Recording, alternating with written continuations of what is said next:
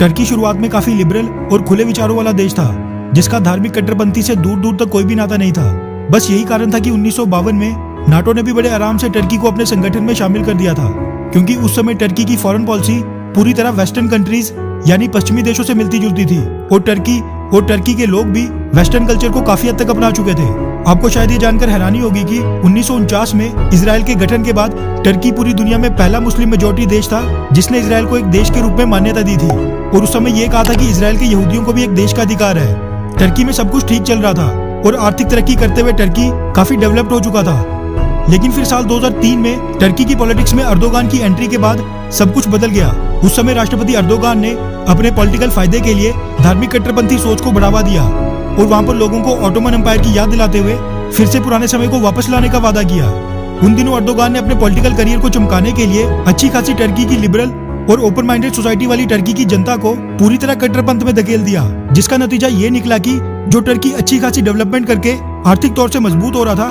वही टर्की राष्ट्रपति अर्दोगान की बदौलत आर्थिक तौर पर बड़े बुरे समय से गुजर रहा है। अर्थव्यवस्था की बिल्कुल खस्ता हालत है और टर्की की करेंसी लीरा, जो किसी समय पर 1 लीरा 38 भारतीय रुपए के बराबर होता था, 9 से 10 भारतीय रुपए के बराबर जा पहुंचा है और ये अपने इतिहास के सबसे बुरे दौर से गुजर रही है। लेकिन तब भी टर्की के राष्ट्रपति अर्दोगान को मुस्लिम देशों का खलीफा बनने का शौक चढ़ा था और वो अजरबैजान, अर्मेनिया से लेकर कश्मीर और इजराइल और फलस्तीन हर मुद्दे में मुसलमानों की ठेकेदारी करने पहुंच जाते थे। इजराइल के साथ तो टर्की की दुश्मनी इतनी ज्यादा बढ़ गई थी कि टर्की ने इजराइल के साथ अपने डिप्लोमेटिक संबंध तोड़ते हुए वहां से अपने एम्बेसडर को ही वापस बुला लिया था। उस समय इसके जवाब में इजराइल ने भी अपने एम्बेसडर को वापस बुला लिया था और टर्की के राष्ट्रपति अर्दोगान OIC से लेकर यूनाइटेड नेशंस हर जगह इजराइल की कड़ी आलोचना करते हुए कहते थे कि इजराइल नाम का देश तो होना ही नहीं चाहिए था।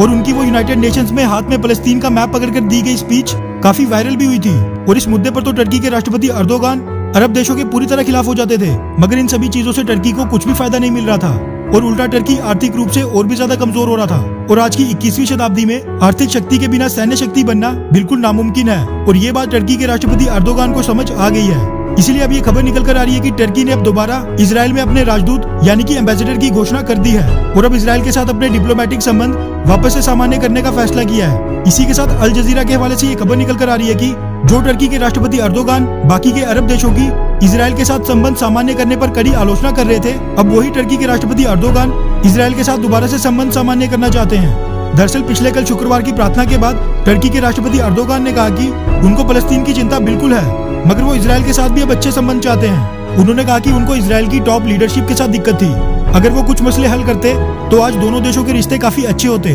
फलस्तीन पर चिंता जताते हुए उन्होंने कहा कि अब वो इजराइल के साथ रिश्तों को अच्छे मोड़ पर लेना चाहते हैं। वैसे जिस हिसाब से टर्की के राष्ट्रपति अर्दोगान ने पलटी मारी है, इसीलिए अंतर्राष्ट्रीय कूटनीति को लेकर ये बात कही जाती है कि दो देशों के बीच दोस्ती या दुश्मनी कभी भी परमानेंट नहीं होती, परमानेंट होते हैं उनके अपने इंटरेस्ट। भारत को लेकर बात करें तो टर्की जिस तरह आज इजराइल को लेकर पलट गया है, ठीक वैसे ही कल को भारत के लिए पलटकर भारत का भी समर्थन कर सकता है। भारत को बस इजराइल की तरह हथियारों के मामले में खुद की डिफेंस इंडस्ट्री को अपने पैरों पर खड़ा करना होगा, ताकि कल को ना रशिया ना अमेरिका किसी भी अचानक युद्ध वाली स्थिति में हथियार खरीदने के लिए किसी दूसरे देश के पास ना जाना पड़े। वैसे इस बारे में आपकी क्या राय है, नीचे कमेंट करके जरूर बताएं। अच्छा सुनो, चैनल को सब्सक्राइब करो, उसके बाद घंटी बजा देना ताकि अगली वीडियो आपसे मिस ना हो पाए। Thank you.